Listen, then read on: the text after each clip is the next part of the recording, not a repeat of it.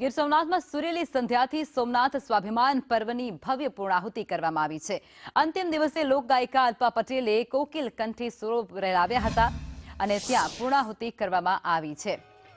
અંતિમ દિવસે અસંખ્ય લોકોએ ભગવાન સોમનાથ દાદાના દર્શન કર્યા હતા। સુરોથી શિવ ભક્તિ કરી હતી। શિવ આરાધનાથી જય સોમનાથનો નાદ પણ ગુંજ્યો હતો અને સાથે જ અલ્પા પટેલની ભક્તિ અને વીર રસ ભર્યા ગીતોની પ્રસ્તુતિએ લોકોનું મન મોહી લીધું।